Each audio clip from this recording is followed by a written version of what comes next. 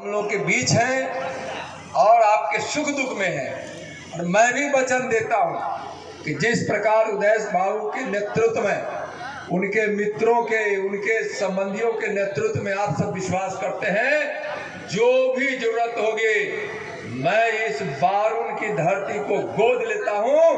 भारत का गृह राज्य मंत्री हूं, आपको कभी कोई कष्ट होने नहीं दूंगा।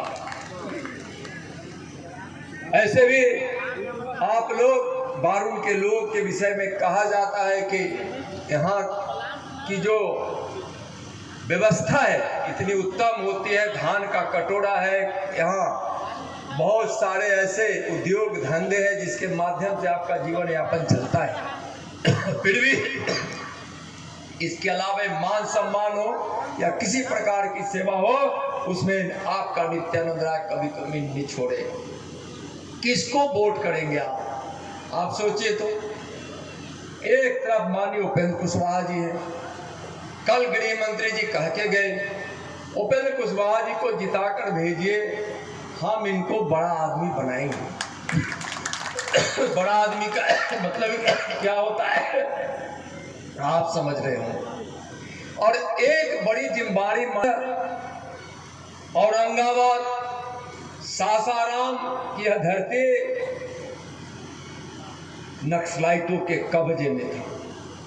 आज 10 वर्षों में वह जमीन पकड़ लिया। जमीन पकड़ने का मतलब कि धाराशाही हो गया है और बिहार और औरंगाबाद सासाराम में भी समाप्त हुआ है। फिर से फन नाग ने उठाना शुरू कर दिया है।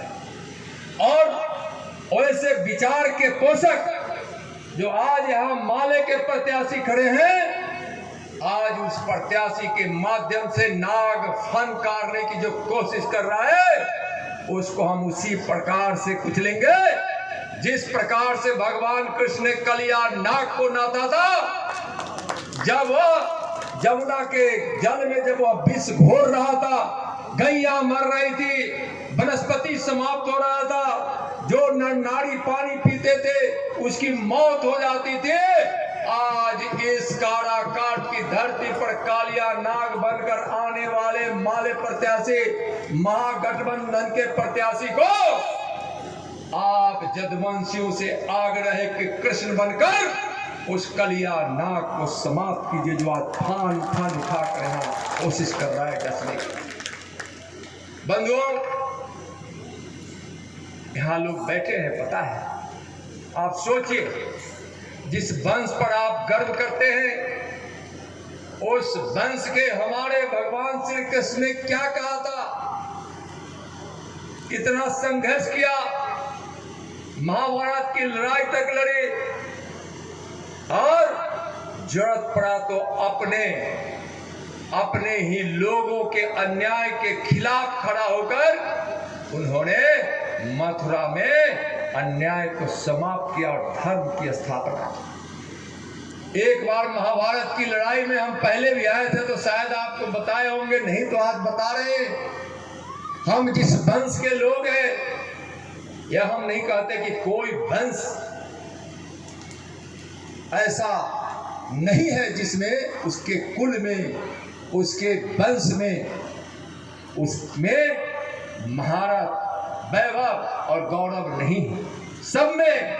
लेकिन आज मैं अपने जदवंश की बात करने के लिए यहाँ खड़ा हुआ हूं।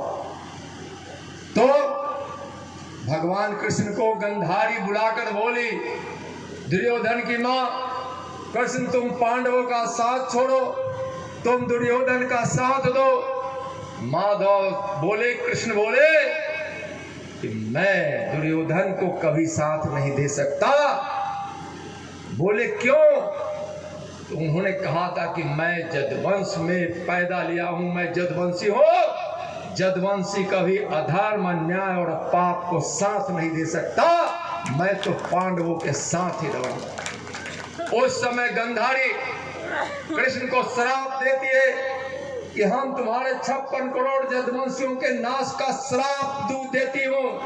भगवान कृष्ण ने कहा, मुझे 56 करोड़ जदवंशियों का नाश स्वीकार है, लेकिन अधर्म, पाप, अन्याय का साथ स्वीकार नहीं। लेकिन भगवान कृष्ण ने एक बात और कहा था, सुन लीजिए। गंधारी को बुआ बोलते थे। बुआ, मैं जदवंशियों को वरदान देता हूं, हमारा जदवंशी गौवंशी है, इसको हम गौवंश कभी समाप्त नहीं होता। जब सारी सृष्टि समाप्त हो जाएगी उस समय इस वसुधा पर, इस वसुंधरा पर एक गौ माता, गाय माता जिंदा रहेगी और उस गौ माता से जन्म लेने वाला एक गौवंशी फिर सृष्टि का निर्माण करेगा। उस वंश में रहने वाले हम लोग, जब भगवान कृष्ण ने एक गांव के गर्भ से जन्म लेकर सृष्टि के निर्माण करने का वरदान दिया, तो क्या हमारा क्या धर्म है कि गौ माता के वध करने वाले, कसाई खाना खुलवाने वालों को हम वोट दे, या गौ माता की रक्षा और सेवा करने वाले को हम वोट दे?